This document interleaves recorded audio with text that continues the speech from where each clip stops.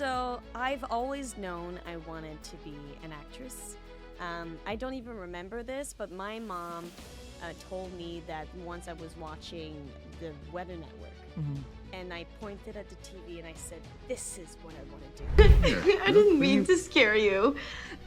Roy's asleep. I got bored and decided to go to the bakery. One of the most impressive thing about you, Magalie, and I'm being honest, like knowing how to produce, write, everything behind camera, not just in front of the camera.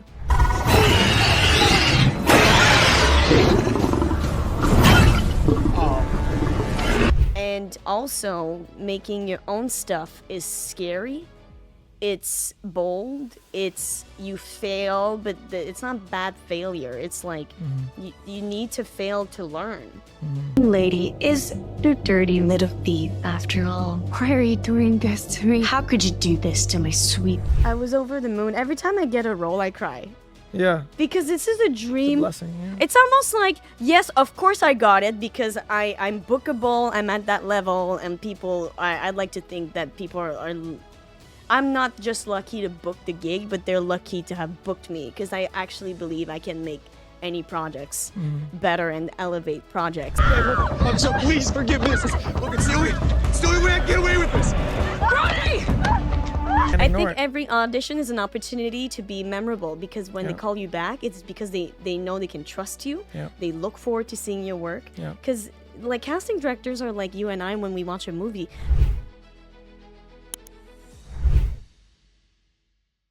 What's up, guys? Welcome back with another episode of Breakthrough. And in today's episode, we have a blast from the past. Woo!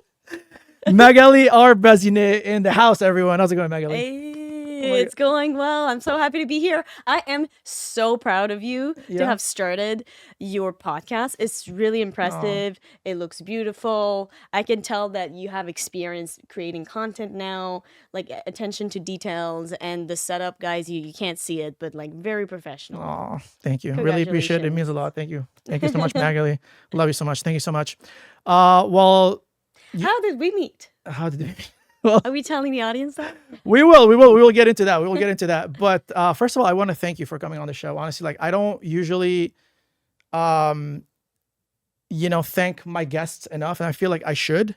Like obviously, like you took from your own time to come here and to share your wisdom with the world. And I think I want to start off with this, just because like sometimes I do have people asking me like, how did you start the podcast? What got you into this? And the answer is very simple. I basically started this podcast back in December 2024. And again, guys, I'm really sorry. I know I repeat myself every time.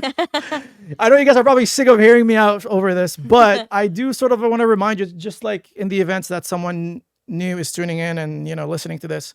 But this is the resource I wish I had when I first started, because I'm sure there's a lot of people watching and, especially newer actors where they're like, they don't know what to do. Like, hey, should I go to acting school? Should I get an agent? Should I, do I have it? Can I act? Like, all these sort of questions that we go through when we're first starting. And I just wanted to sort of like create this podcast to give them a voice in a way and give them like a resource for them to look at. But also obviously because I love just talking to people, meeting people, connecting. And this is an industry where connection matters more than anything.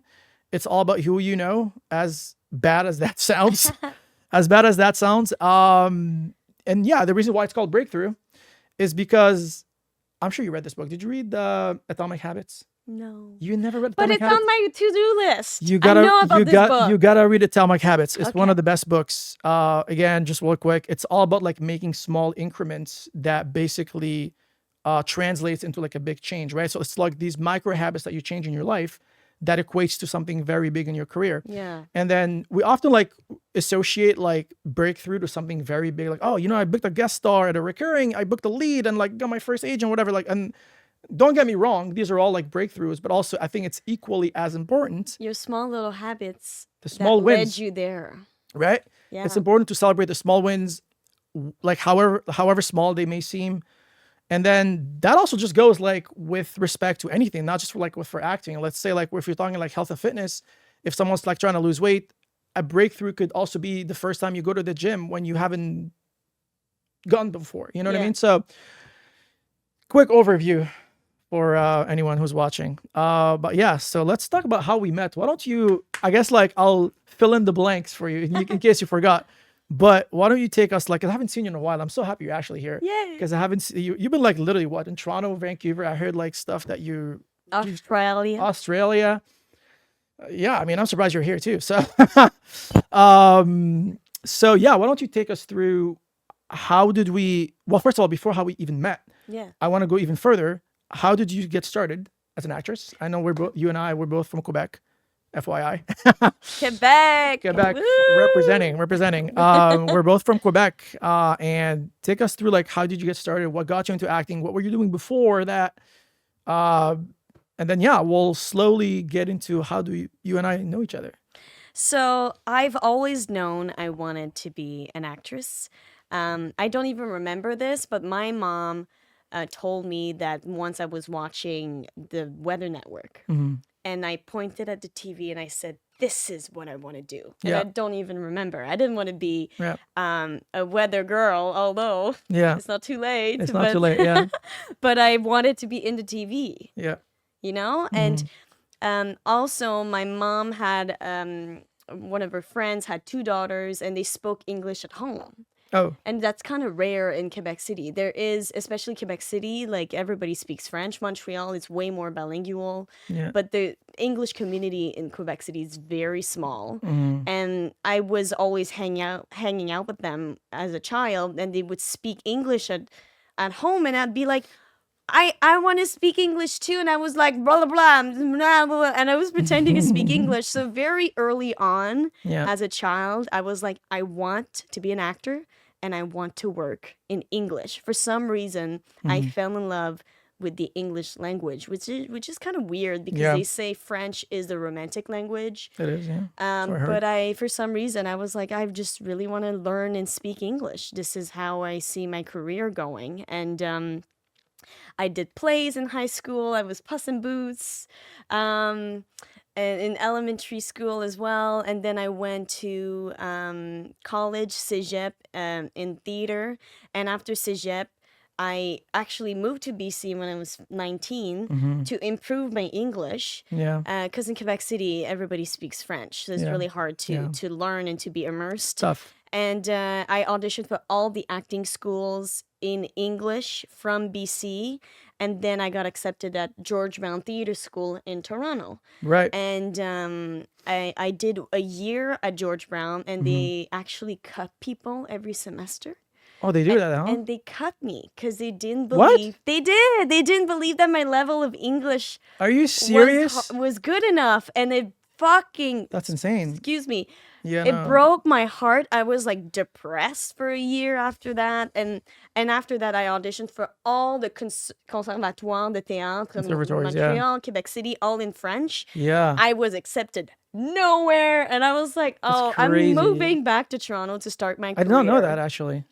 Well, now you know. It's like it's a really hard failure to be kicked out of theater school, especially because of your weakness. And I still see my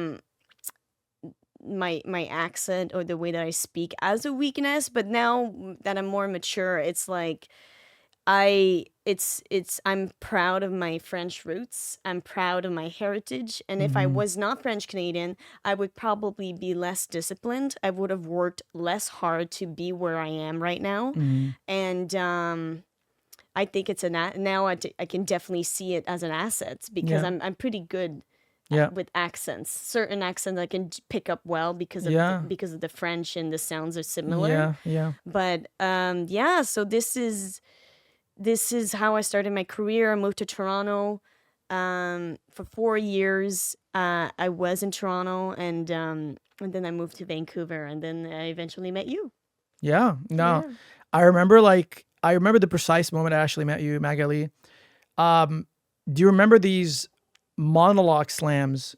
Yes. I know they still around. I know Fuad, he's doing them right now. So shout out Fuad if you're watching. We need to get you on, bro. I know Magalie, you performed in one of them. And at the time, I can't remember, 2019, like it's 7 years ago. And they had these sort of like monologue slams. And I know I can't remember which monologue you performed, but I remember like seeing you there. And I think we sort of like started talking. Because I just went and mingled with everyone at the end of the show, and you and I started talking. I was like, oh, you're it's from Montreal. yeah. We started talking, and then we sort of became friends that way. Also, I just want to jump in really quick and just say that your accent got so much better, Magalie. Thank you so much. No, for real, I'm very aware of it. Yeah, guys, I haven't seen Magalie in like a couple of years. I'm not joking. And like your accent, honestly, like though, if I didn't know you're actually from Quebec, I would not be able to. It's almost in social settings, or if I have like a drink, or if I'm just comfortable very good, with though. you, Yeah. or I just talk to my mom on the phone. Yeah. It slips out, but now I thank you so much. It's so great to be hired as a native speaker of English. It's hard.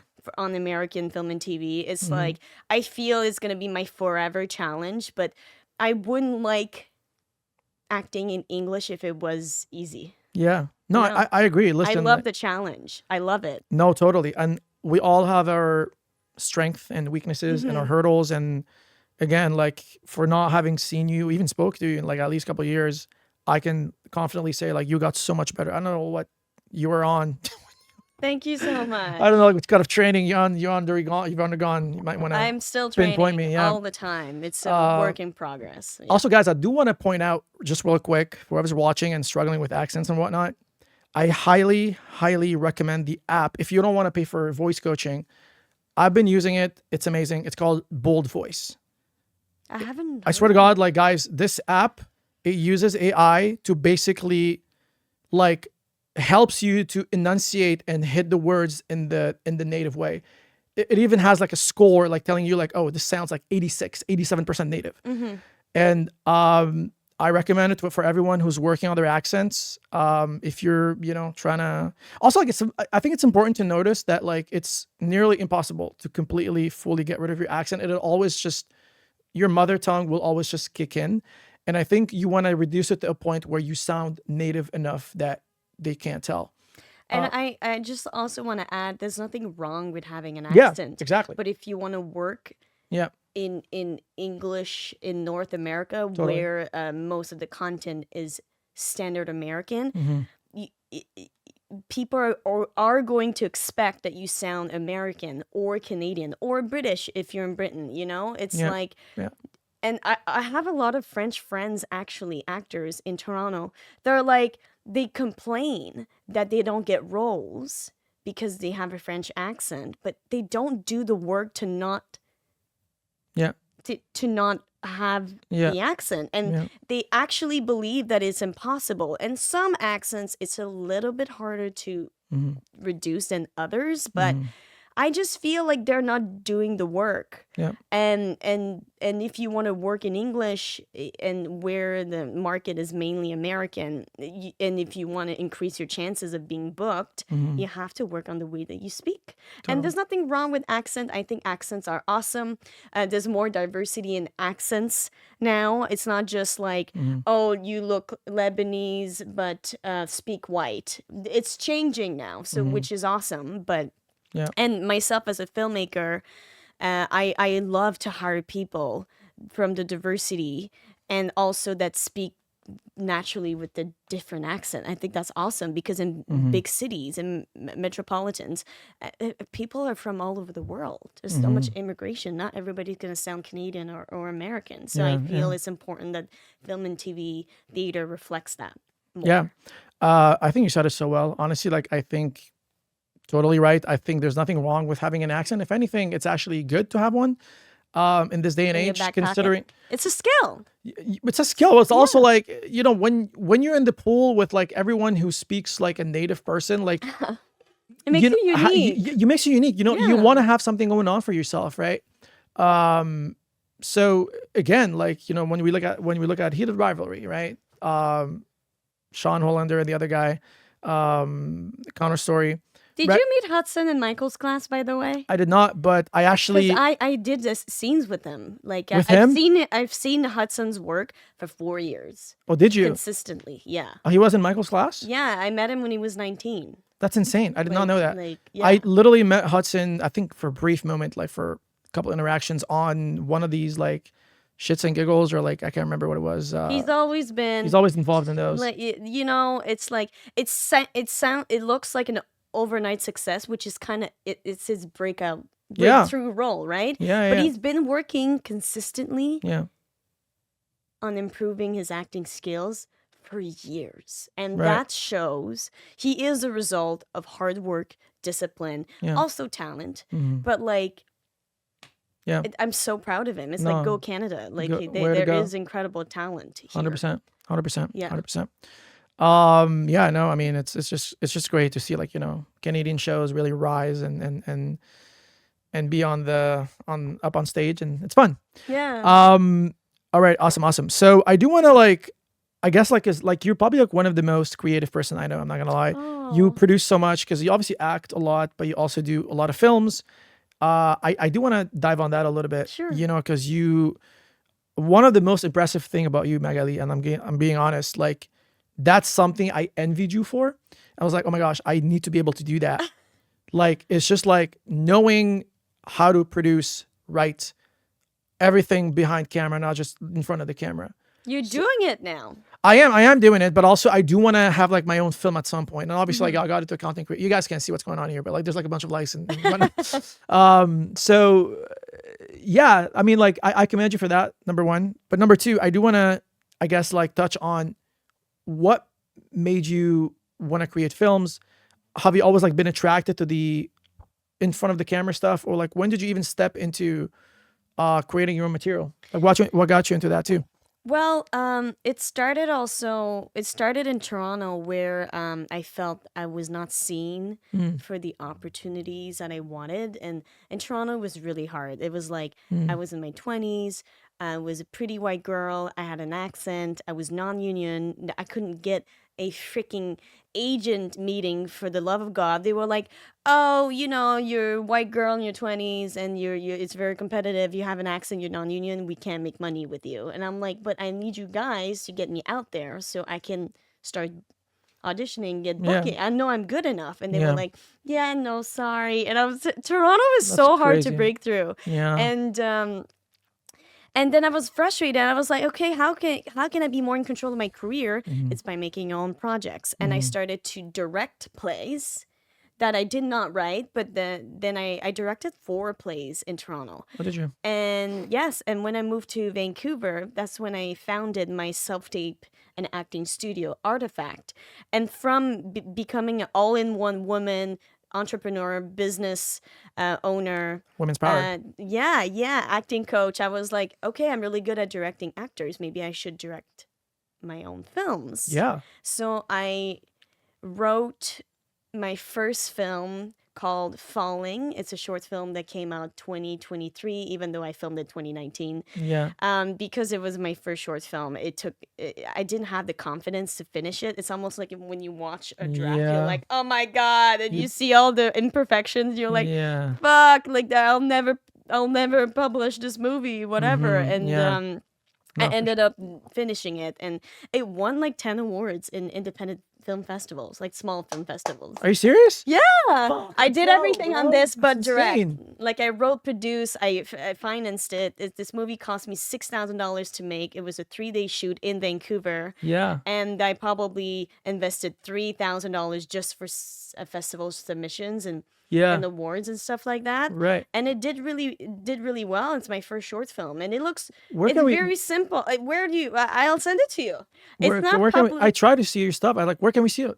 It's like not she's hiding it public. from the world. I'm Where is hiding it? it because I don't know, because as soon as you release it publicly, then it's out.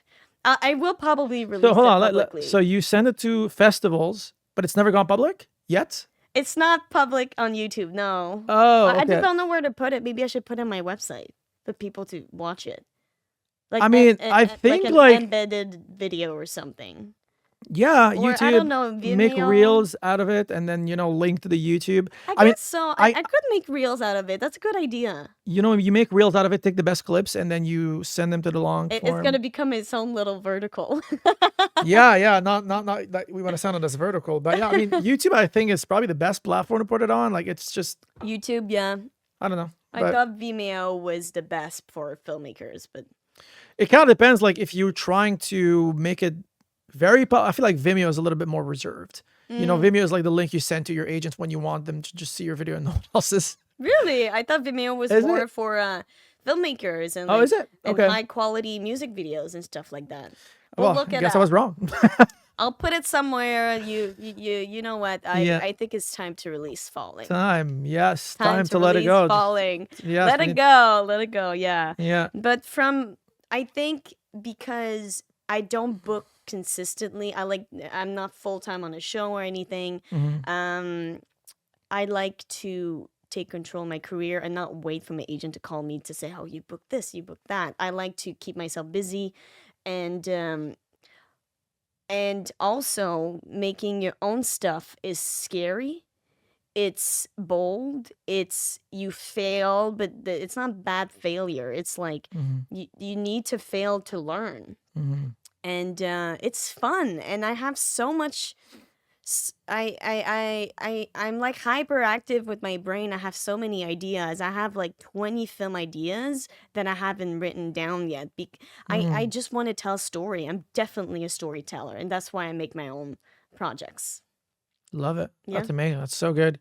So, and then you did mention that you worked on a project recently with Andre. Yes. So- So my movie with Andre Rahal. Hi, if you see What's up, this. dude? It's been a We while. we produced, but he was the lead of my movie Fuckboy Period. Okay. We filmed it in 2023 in Vancouver, and I'm taking a while to like finish that movie because a year after I started to work very consistently on my one-woman show Homecoming, which we will probably talk about soon. Yeah. But the Fuckboy Period is almost like I just need, it's almost ready. It's Yeah. like I have a rough draft. We need to do coloring, sound, and like it's not almost ready, but it's like Yeah. it's already pieced together. We just need to fine tune it and make it like super funny and colorful and add the music and yeah, and that's my first comedic movie short that Oh, I've made, and let's I'm go. a drama queen. I Let's love to go. cry on cue, and I love to be dramatic. Yeah. But this is the first funny piece of material I've created. And then Homecoming, my one-woman show, is also very funny. It's a tragical comedy.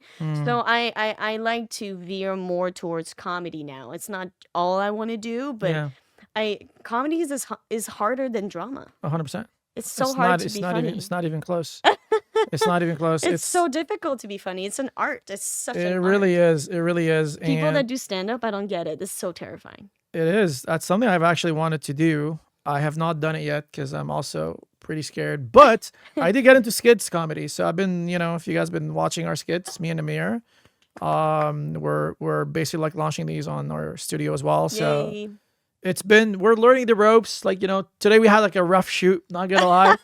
But we pulled it off. We pulled it off. And Good. we literally just it's on it right now on our Can't wait to watch it. Yes, it's really funny. I think we did a good job. And yeah, I mean, I think like just comedy is just like a very hard thing. It's not.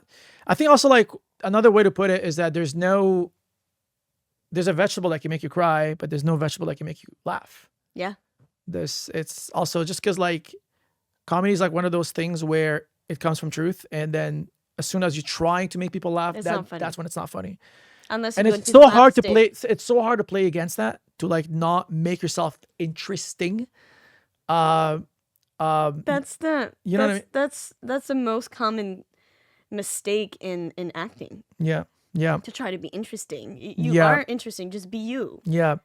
Because like very often it's just like when you're doing a scene and it's funny.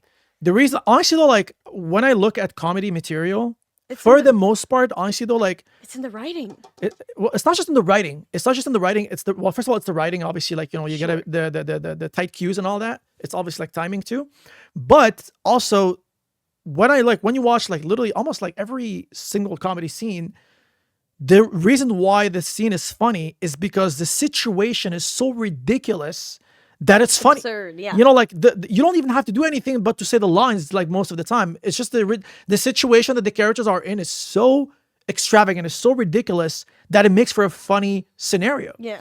Right. Yeah. So it's just, again, obviously, like, you know, timing and coming in with a line, you know, earning your pauses and all that stuff. But also, comedy comes from, depending on the genre, is like if you're a character actor. Yeah. The personality, the character that you Yep. create, and people are gonna be like, "There's no character, it's you." But like, you know, when you play character roles, it's you, but you add layers to it, right? Well, I mean, there's also like whenever someone asks that, like, there's always like a bit of you in every character. Of Like course. you're not like You it's need- not like, oh, I'm acting and this is someone else, like I'm possessed or something like, you know what I mean? Like, no, hell no. But you know, there's always like a bit of you that you infuse in every in every character, and yeah, you're like, oh yeah, you know what? I think this character would do this, or would behave like this, or would move like this, and then you try and see what really speaks to What you, and then you works, put it all yeah. together, and that creates a character. It's not like, yeah, it's not like someone that becomes like another entity or some shit like that. No, it always comes from you. Yeah, no, totally. So let's talk about Homecoming with a U.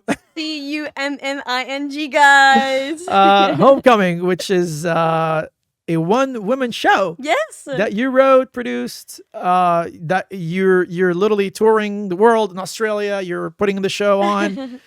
Walk us through that. Like, how did that come into light? Actually, in 2024, I applied for Montreal Fringe. Well, 2023, and then I found out early 2024 that they picked me. It's a lottery.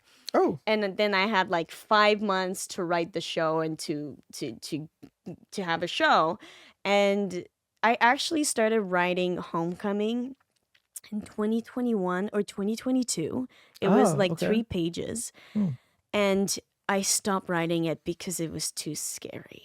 It was Oh. I wasn't ready to tell my story, and it isn't highly inspired from my life. And when I continued writing it 2-3 years later, it was very painful to write. It felt like I was writing my diary, and I was literally crying and typing, and it was a difficult process, probably very therapeutic.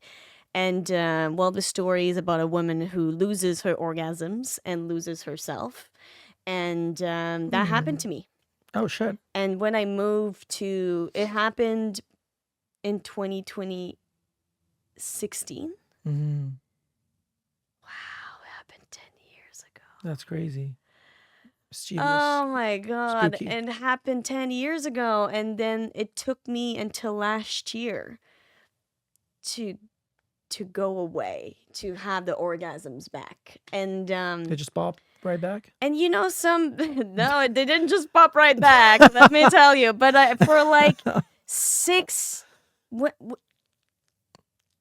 9 years, I had. So the story is like, I was dating this man that I was head over heels for. He leaves, and then we break up, and then I meet someone else who ended up being the best boyfriend of my life, and such a healthy relationship. And I started dating the French guy, and then in the story, the Canadian guy. Well, I made him British to have this like colonized, like, Yeah. humoristic comparison. It's like the British and the French, who's gonna colonize the heart of North America? North America is like me. And anyways, it's funny. There's a funny good. play on that. And like, Right. so I'm with the French guy, but the British comes back and he wants me back, so I leave the French guy and to be with the British guy, and then I end up still seeing the French guy, so I'm like cheating on the Oh. British, but the French wants me How back. dare you? And they, we're Just kidding. cheating is bad, guys. I've learned my lesson Don't because recommend it. cheating took my orgasms from me. So don't fucking cheat. Don't sin. Karma really got me. Oh my Yeah. God. But it's not even karma. I think I punished myself because you know that there are cheaters that cheat because for their own selfish desire, and it's like they hide that they're cheating, that they have affairs, and it's all about the sexual drive that they get from it. And like that's not what I did. It's like me, I was like, I shouldn't have done it, but like I was also younger and inexperienced and in love with two men, and then I had to choose at some point because they found out. They were like, "Hey, you have to choose me. Tu dois me choisir, whatever." And I'm like, I ended up choosing the French guy because he was such a lovely person, and he had a future ahead of him. You know, he works in the industry as well, and he's doing really well right now for himself. And we're not on speaking terms, but I could see that he was gonna go far. And he's never betrayed my trust. He's never hurt my feelings. And we also spoke French. You know, speaking the same language it creates that kind of special intimacy in a relationship. But then the British guy, I loved him more, or I had more sexual desires for him. It was more of a irrational love, and the French guy, it was rational, healthy love. So I chose right, I guess, but I was still unhappy. And I started, I became very, very sad. I say in the play I'm depressed, but you know, depression is a way of living. It's like the only thing you can do about it is like be medicated and do therapy and, you know. So I was not depressed on medication, but I was very, very sad. And I started to become jealous of him, and my self-esteem was it took a hit, and I think I punished myself from hurting them both. And having to choose between the two people you love is, I wish that to nobody. Yeah. And it broke my heart that I had to choose because I wanted them both in my life. And like, but when you're monogamous, you can't have two boyfriends. Can't have the best of both worlds. You know, you can't have your cake and eat it too. And that just broke me that I had to choose. And then I was with this great guy, but I still love the other guy. I was just heartbroken. Everybody was heartbroken. And even though we try to move on and move forward, we that's don't want to give it all away, by the way. Oh, but that's when I started. You can cut, but that's when I started to stop having. People can go and watch.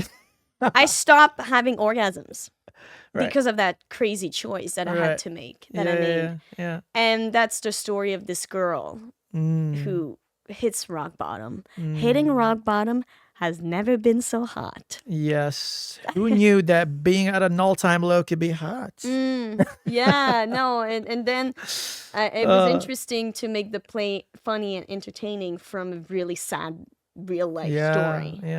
Yeah, and is this plant bothering you, by the way? I'm not. No, I like okay, it. okay. It's like a cat, but better. I think I had like another guest. Who There's was also nothing better than a cat, by the way. All the cat lovers are gonna hate me. Pampas grass. So yeah, no, this play is I've been doing it for the 3rd consecutive year now, and I know it backward inside out. I know it so well that it's such an acting bliss to do it, because I know it so well, but you don't want to fall on autopilot.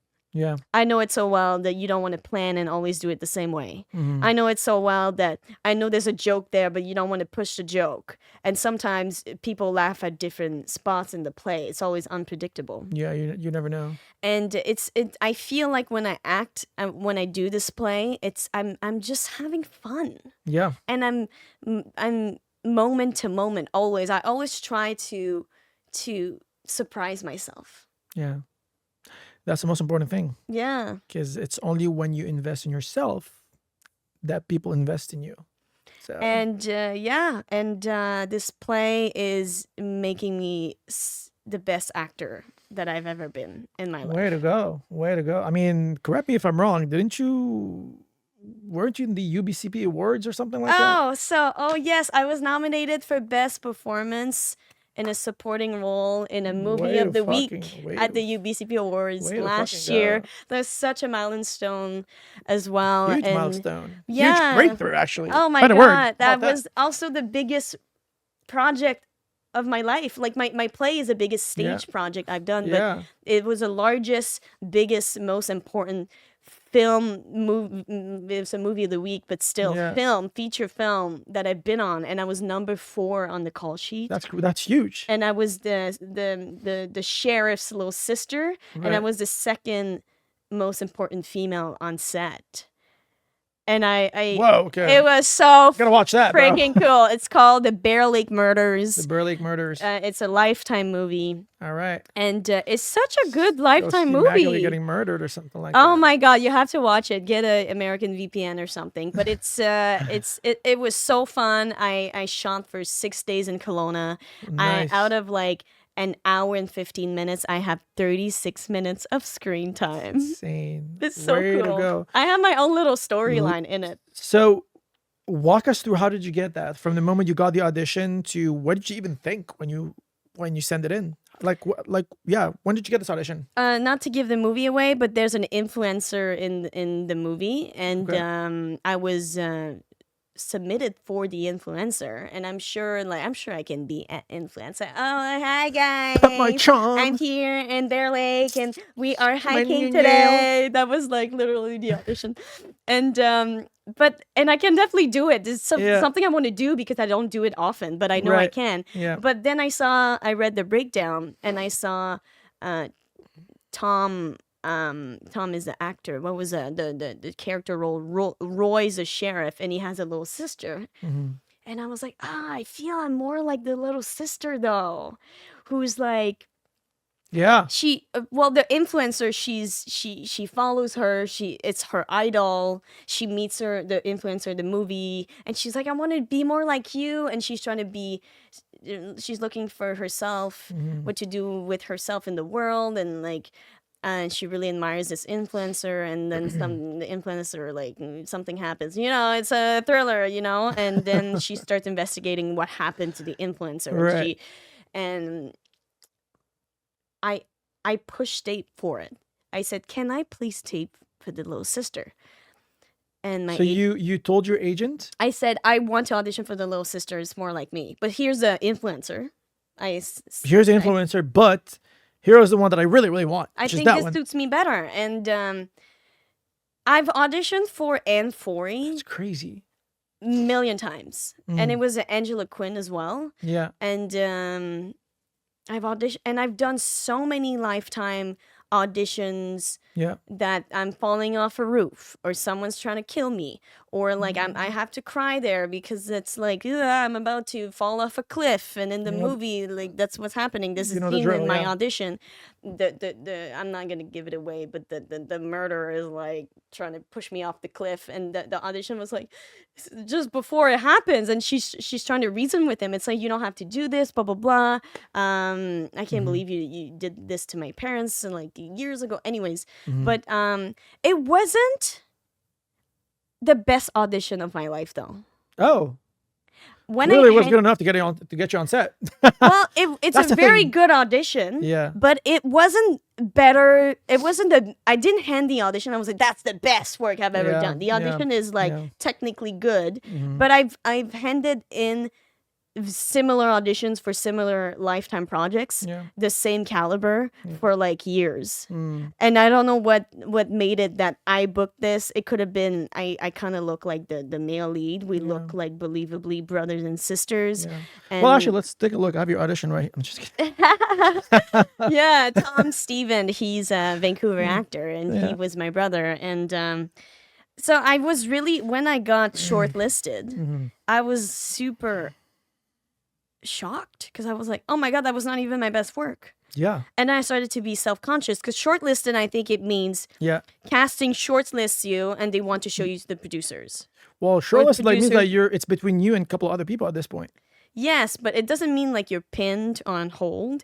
It means like we're showing 4 actresses for that role to the producers now. Right. So it's you and 3 other people, because they have to pick something like that. Yeah. And then I was like, oh my God. And then, when I get shortlisted or I get a call back, I always look at the audition again, and I'm like, fuck, I sound French Canadian there. My Oh God. my God, my accent work could have been better. Oh, And maybe man. that day I had No. 5 auditions and it was like the third one that I taped.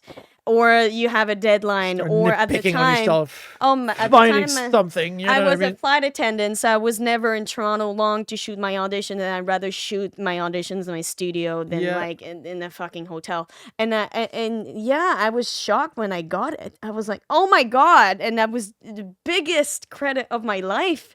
And then I did it, and it was so much fun, Ali. It's like Yeah. I Oh my belong God. That's so in good. these bigger roles on set, Yeah. and I can't wait to be full time on the show because people are really gonna enjoy Yeah. my set. You know what I mean? Yeah. I want people, 100%. if I become a lead on a series or movie soon, I want people to be excited to go to work because I'm a cool, fun person to work with. Mhm. Yeah. Yeah, I know that. Yeah. I can just off of the conversation, Yes. I can see how much fun we would have on set, let alone offset. Oh, what yeah. are you implying? Yeah. Oh, I'm blushing. Ooh, there we go. Oh, no. Okay, maybe I shouldn't touch your props. Okay, no more Yeah. petting the plant. Putting the grass. I love it, love it, love it, love it, love it. So you sent it in, you got shortlisted. What was your reaction when you learned that you got it? Well, first of all, how did it even happen? What do you mean? Like your agent called you, like, yeah, you got the role. Like how did it manifest? Or you got an email, something like, yeah. It was an email, and then I called her. But when I got the offer, I was shocked. I probably jumped out of my chair. I was screaming. Wow. And I cried. Really? I So that was in Toronto? Where was this? Where were you? I at was the in time? Toronto when I found out. Yeah, Wow. and like I was over the moon. Every time I get a role, I cry. Yeah. Because this is a It's a dream. blessing. Yeah. It's almost like, yes, of course I got it because I'm bookable. I'm at that level, and people, I'd like to think that people are I'm not just lucky to book the gig, but they're lucky to have booked me because I actually believe I can make any projects better and elevate projects. And but it's still a dream career, and I don't book all the time. So when I book, it's special. Yeah. And you know, I'm over the moon every time I book something. No. Yeah, That's amazing, it's Magalie. a dream career. I'm so proud of you. I'm so proud of you. Not everybody can do this. It's a you've dream come a long career. way. You have to work really hard, and Yes. you get extremely lucky. Yes, the people you know helps, Mhm. but it's a big lottery amongst the most hardworking people. Yeah. Also, Yeah. you know, for when it comes to acting as well, you know, when you audition, when you also put it together that, you know, I mean, 80 to 90% of the roles are written for people that they know, and they just reshuffle them. And, you know, all the people that have that's some sort of disadvantage, whether that's like, I mean, I don't see it as a disadvantage. I think it's an asset, but I guess that can work against you sometimes. You know, if you don't have an accent, or if you look, Your look, your height, your voice, height, or your age. skin color, whatever, which is what makes you unique. It's not a, you know, it's an asset, if anything. But also 80 to 90% of the roles are written, unfortunately, for typical white native people. It's just the reality of things. And I think the quicker you come to terms with that, I used to like compare myself a lot with other white friends that I have. And I'm like, oh, why am I not auditioning as much as them? Also, it's important because, like, well, you're never going to be auditioning as much as them because we're not going up for the same roles. You know, these guys are going up for other roles that I can't go up for because they have a very specific look requirement, right? But also the same thing is true for me, that they can't go out for the roles that I'm going for because they also have a very specific look requirement. Honestly, I think if you're the best actor and you fit Yeah. you fit the vision, they could change the ethnicity Exactly. completely. They could change the gender. Yeah. When I was casting Falling, I wanted a French guy in it, and I wanted like a hot, like Italian looking French guy, like or maybe Mediterranean or Arabic French guy. Like I wanted like Something a dark, exotic, yeah. tall, dark, and handsome. And the guy who booked it is this. He's probably 5'9", 5'10", but he was like shorter and smaller frame. He wasn't like this big, tough, muscular guy that I originally pictured. He was white with blue eyes, and like I also wanted to diversity for the role as well. I didn't want just like a white French guy, but I ended up going with him because he was the funniest. He was the sexiest. Because sexy is also, sex appeal is an energy. It has nothing to do with the way that you look. Yeah. And this guy's like is bisexual, but he played this, or maybe I think he's queer, and he played this sexy straight French guy so well, and I was like, I have to hire him. Yeah. He's so good. He's so and good. I did that not we write can't him look- like that at all. Right. He won the role. Yeah. He literally won the role. And I Really? think you can win the role, even though it's not written Yeah. exactly for you. Exactly. You gotta change their mind. You gotta be so good that they can't help. They can't but ignore it. They can't I ignore think it. every audition is an opportunity to be memorable, because when they call you back, it's because they know they can trust you. Yeah. They look forward to seeing your work. Yeah. Because like casting directors are like you and I when we watch a movie. They're there. They want to be entertained. They want to feel absorbed 100%. and believe the universe you're creating in your Yeah. acting tape. You know what I mean? Yeah. And yeah, I think you can definitely win any role. Yeah, no, I agree. I mean, I think it's also important to, because I just got to a stage where I started like, because I was also like not seeing results in the beginning when I was auditioning. I was not getting anything. I was not landing anything. But also, the more I was doing that, the less I was caring. You know what I mean? Like the more I'm like, yeah, you know what? Like I don't know. Like it seems like it's not gonna happen. So might as well just come to terms with it and just fucking move on and do something else. Keep auditioning, and if something happens, happens. And that's really when things happen. Because I'm not saying like you should not care about your auditions, but you also should like You have to let it go. you have to let it go. You have to be able to sort of like get to a point where like, you know what? They've given me a 2-3 minutes time for me to just play, to have fun. Just, bring your all and let it be and just see what happens. Like, it's just like in hindsight, honestly, like when I think about it, all the auditions that I've booked, I swear to God, Magalie, like I literally looked at the tape sending it in. One of them I did at 11 p.m. in the night. I was in literally Australia. I asked a random person, like literally, I was like at a family's dinner, and I was like, "Hey man, like I need a man reader for this. Can you read for me?" He's like, "What am I supposed to do?" I was like, "Just read the lines. Just read the lines. I'll take care of the rest. All you have to do is read the lines when it's your turn." It's like, that's it. Like, yeah, that's it. Shot it, send it in. I didn't even I barely edited it. I sent it in, and I was like, "Yeah, you got there." I was like, "Really? Like, did we look at the same thing?" So I don't know. It's Sometimes just not funny your how best it works. work or the best circumstances Yeah. of a tape gone wrong. Yeah. It could get you booked. It could get you booked. I just don't understand it. Like sometimes I'm looking at the tape, I'm like, I would not cast me, but like I guess it could be like a masterpiece in the eyes of someone else. Don't understand it. Just show up to work Yeah. and make that money Yeah, and make that movie. Yeah, you know? yeah, literally. I think as long as you're having fun, people will have fun. If you're having fun, people can feel it. People are like, oh, this guy is like, It transcends in audition tapes. yeah, it senses, right? It's all energy. Literally said it so well. Amazing. Also, when you don't get roles, it's not, my acting coach says that. She says, it's not rejection, Magalie, it's selection. Yeah, totally. I mean, yeah, they're just being selective, and as to It's rejection if you're not trained enough. Yeah. Some people are just not at the level to be booking. Mhm. But when you're at the level that you're booking, it's not whether or not you're good enough. It's like, no, I'm a professional. I book work all the time, but I did not book this because it didn't fit with the vision of the director. yeah, no, 100%. And as you said, like sometimes they don't know what the vision is, and then that's where you bring in your best work, and you're like, oh, okay, I didn't see it that way, and that's interesting. Let's bring this person for a callback, and if you're lucky, things happen. Yeah.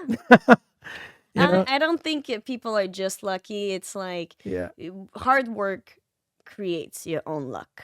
Yeah. Also, like, I mean, also, I do want to say though, like, it's just that this is the industry where if you think that you deserve, like, that your hard work will pay off, it should, but don't count on it. Like, sometimes you can literally go months and years and years. I think you have to be okay with the fact. I think the right question to ask is like, if I told you that you will never book in your life, would you still continue acting? If the answer is yes, it means that you're doing it for the right reason. If the answer is no, it means that you're not doing it for the love of it. You're doing it because you're attaching a certain outcome that will always translate in your audition. You're going to sound desperate. You're going to sound needy. It's going to show in your work. when I'm taping and I'm like, oh my gosh, I sound so needy. I'm pushing. I'm like whatever. But I'm like, hey, you know what? I just fucking like I'm like I don't care. I'm just gonna I'm gonna have fun. I'm gonna go see my friends after this. One of my friends, and I keep saying this quote over and over in every episode. Honestly, like, it's just because like it's such a good advice because Marius Gavrelis, shout out if you're watching, bro. He's given me one of the. I don't know if you know the guy. Do you know? Because you've trained with you went to LA and did like the Bernard Hillary. Yeah, so he was training with Bernard, and I met him there actually. And this guy's booking all the time, and he's like literally freaking 5'4" or something. He's like a freaking. He's tiny. He's fucking tiny, and he's booking all the time. I was like, bro, bro, what'd you do? Like, what's the secret? You don't fucking he's spill wearing the beans. heels. They put him on apple boxes. Yeah, bro. My secret is like I fucking bought this apple box on Amazon. Oh, if you work hard, you'll. It's definitely possible to be a working actor in Canada. Yeah, no, I totally believe it. It's definitely possible. Yeah. If you work hard and you have something to show, yeah, and you're compelling on screen, and you do good work, you'll book. Yeah. Well, you naturally just book by staying consistent and not attaching it to a certain outcome. As long as you're doing that, like I feel like things will come your way. But again, I used to think like, oh, you know what? Like I've been working so hard. I've been training for 2 years straight, no breaks. Like, how come I'm not booking? Like, it's just, you know what I mean? Like, it's just, I used to like think like that, where we feel like we deserve, and honestly, we do deserve. This business is not based on meritocracy. I repeat, the film industry or the acting industry, your career is not going to grow based on meritocracy. I have so many friends that they mean well, but they're like, Magalie, I see you hustling all the time. Like, if someone deserves to be a star, it's you. And it's nice, but that the industry is not gonna hand me my career. I'm handing myself my own career by working hard. It would be nice to start working a little bit more and have bigger credits, so it gets a little easier, and then you start working more often. It would be nice, but I started to have a shift in mindset when I accepted that it's not based on meritocracy. And you just feel more sane. And everything that I've done, Ali, is because I work hard. You're like one of the hardest working. I don't deserve it. It's like, because then you can be a really good actor and be a shit person. You deserve it because you're a good actor, but then you don't deserve it because you're a bad person. Like, you're hard to work with. That. No, 100%. It's hard work pays off. It's true. It pays off. It only pays off if you stop. You're here training. because you worked hard and you did the work. Yeah. You have a podcast procrastinated for years. You did it. Yeah. You did it, man. Let's go. Fuck yes. You're a doer. When you do stuff, things happen. Yes, sir. Yes, absolutely. It's also like I do want to get your input on that a little bit, because that's something also that can play in your favor. Unfortunately, as like what I'm about to say is a bit sort of like not condescending, but like it's the unfortunate reality of the business where I know a lot of friends have lost so many roles because of social status. They will literally go on your freaking Instagram, see how many fucking followers you have, and that will dictate whether they'll cast you or no. It's the marketing angle, like it's like, would you rather have Brad Pitt on your poster or like a random ass actor that no one knows about? Obviously the Brad Pitt one is going to sell better. So how important do you think having some sort of a social presence, because honestly though, like this is a very sad reality, but it does matter. Like, and I know people for who they've literally lost recurring roles or like lead roles because they told me like, you're not big enough of a name. Like that's literally the feedback that came to their agents, from their agents. And they're like, yeah, you're not big enough of a name. You had like an amazing audition. It was terrific, but they're going to go with someone from LA who's literally hot shit. Hudson Williams and Connor Story from Heated Rivalry. Yeah. They had no following before. Yeah. And then overnight, it's just sort of, I think social media can help you. It can hinder you. And it can make it or break it. The thing is, for example, you could have you could have 2,000 followers and have a really cute looking Instagram. And that's good. That would help for your career. You look normal, you look like a good person, it's artistic, whatever. And some people are very politically and socially engaged on social media, rightfully so. But sometimes you don't want to. I'm not political at all on my social media. And when the Palestine and Israeli Palestine Gaza stuff started to emerge a few years, it's always been around, unfortunately. But I put like in my notes, oh, free Palestine, whatever. Like I had Let a me guess. stance, right? And I had friends that said Anti-Semitic. you should take that down. Yeah, you're gonna start be called It's called almost like, anti-Semitic. yes, okay, Magalie, you have an opinion, and it's humble, Yeah. and you're recognizing that what's happening out there is it's awful, but don't talk about it on social media. Don't take position. Don't let the people know your position. And I was like, oh wow, okay.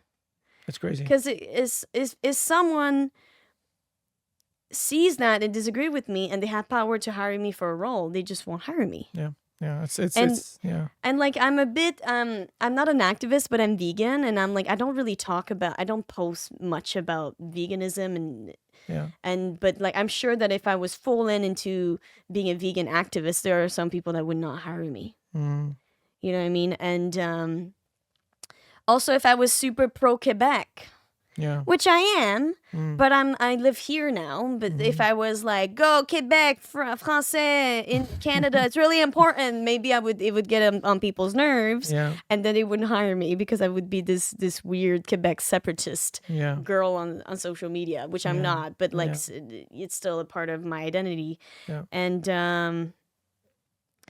so like your social media can help you, but sometimes it's better to not have an Instagram than to have a bad one. Yeah, that's a good way to put it, honestly. No Instagram So is better than a bad Instagram. Yeah, I agree. If your Instagram, you haven't brushed up on it in a couple of years, then or keep it simple. And don't be too, unfortunately, and you don't want to be very opinionated. Because it's like you want to express and tell people how you feel about certain things in the world, and you should, rightfully so, but like it can definitely hinder you. You have to be careful what you say. I agree. And it's like me, I'm so public with my play Homecoming about this girl who loses her orgasms. If someone sees that, they could be, this is probably way too edgy for Hallmark. Or Disney. Like I'm not. Yeah, it's like, oh my gosh. You know, it's like Hollywood can be very edgy, but maybe Hallmark will never hire me because my play is about that. Right. You know what I mean? And that's okay because I'm not the goody two-shoe girl. Like that's never gonna be me. And I accept that. But like, and the thing is, yes, people look at your following, but at the end of the day, it doesn't matter if people watch your movie because of all the influencers you hired if it's not good. Do you want people to watch your crappy movie? Or you want less known people, but then the movie speaks for itself? It's like like a heated rivalry. These two actors, they nobody knew them before. And this series speak for itself because they hired incredibly talented acters. So it had nothing to do with their following. And you can have a following and be very talented, and then everybody wins. But an influencer who's never acted before is not going to be better than an actor who's been acting all their lives, even though they're more popular. You know but what also, I mean? like Magalie C, the thing is, let's take Heated Rivalry, right? Heated Rivalry was a Canadian-produced show. The guy who started it was Canadian. And, you know, he was very vocal about the fact that he only wanted Canadian talent just because we deserve to be seen. Now, that being said, I'm a very analytical person, and I just can't think of an example of like an American show where a Canadian really broke through, which gets me to think like maybe at the end of the day, like maybe it is about like, and I've had this conversation with many guests before, like, you know, how important is it to have LA representation when it comes to like, landing leads and recurring. And they all sort of told me like it's very important, especially if it's an American show. Now, if it's a Canadian show, and then if it does well, like I mean, also like I don't know if you guys watch Finding Her Edge. Ollie, good job, bro. It just got picked up for another season. So Ollie, one of my best friends, close friends as well. He's the lead on Finding Her Edge on Netflix, and That's awesome. it just got picked up. It don't go viral like you'd rival, but like it was on Netflix, and it got picked up for a second season. So like No, that's awesome. he's like literally I think number 2 on the sheet or something. So he's killing That's it. wonderful. He's killing it. But again, this is a Canadian show, Canadian producers, Canadian production company. So yes, that's really good. But at the same time, I guess like it does limit us in terms of like what we can do, right? So if it like, I guess like if we have like enough opportunities in the Canadian market where they're always like releasing new shows and trying new things, and that works. The thing But you know what I mean? Yeah, I think the thing is in Canada we're service provide we are in service of the States. All of the Yep. shows in Toronto, Montreal, and Yep. here in Vancouver, they're all American shows. Mhm. And like, thank you for bringing your American shows in Vancouver and Toronto and Montreal. You are making us guys work. Yeah. But because of that, all of this roles, small roles, they go to Canadians, and even the small roles, sometimes they fly in people from the States all the time. Even that sometimes, yeah. But if we create more Canadian shows, more lead roles are going to go to Canadian actors. Yeah, I agree. But the thing is, there's no money in Canada. Yeah, that's the problem. We need to find ways to bring more money into the Canadian industry. It's all about money. It's show business. Yeah. If you have money, you'll create a show. And Yeah. there are way more people in the States, Yeah. way more individual and human beings. That's Yeah. why there's so much money Yeah. in the United States. And that's why Hollywood is huge. Like, Literally. if our population in Canada was like bigger than the States, I think we would have more. We just would have more money. Yeah. Also, I don't know. I just feel like we, again, I'm not trying to criticize the Canadian government. I'm grateful for what it is, but I just feel like there could have been some moves. I mean, let's just look at the facts now. We're getting pretty much screwed over by what we thought for the longest time to be our closest ally, the U.S., terrifying us from every single direction. So again, like when we relied on the U.S. and on other countries, like, I literally learned not long ago that we barely have a military, apparently. I don't know, like, like they were brushing up on some equipment and stuff like that. I'm like, really? Like Canada? We So need more I think money. like the bottom line is I think we relied on other countries for a very long time. And this year, I should say like 2025 was really like the what's it called? The punch in the face, like the Slap in the face. slap in the face that we needed to sort of be like, okay, you know what? Like maybe this is the time that we needed for us to really focus on ourselves and like really find better ways to grow our economy, not be dependent on other countries and other people or whatever. That's the reality of things. And again, other politicians been there and they sort of like sat in the comfy and cozy seat and they just rode, they just rode along. And then next thing you know, like, again, like all these countries that are super rich, they're fine, It's unfortunate because Yeah. we're artists and we create art out of nothing, but for the film industry, it's a business, right? is, yeah. You need money. Yeah. And like, I have this Canadian friend who lives in LA now. He's a musician, and he told me years ago, he was like, I moved because I was sick of waiting for people Yeah.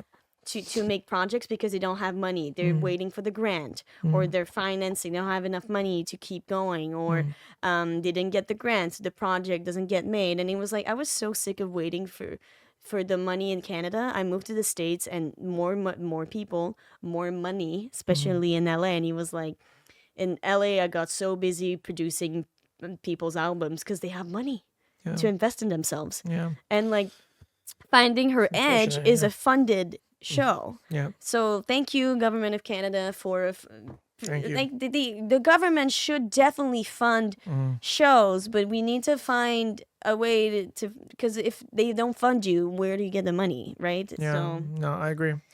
Agreed. Yeah, it's Agreed. a Agreed. catch-22. It's like 100%. you need money to make money to make Absolutely. films. Absolutely. I do want to end with this question because we know we got to send you off to dinner. I know. I have dinner reservations. She has dinner reservation. She has better plans.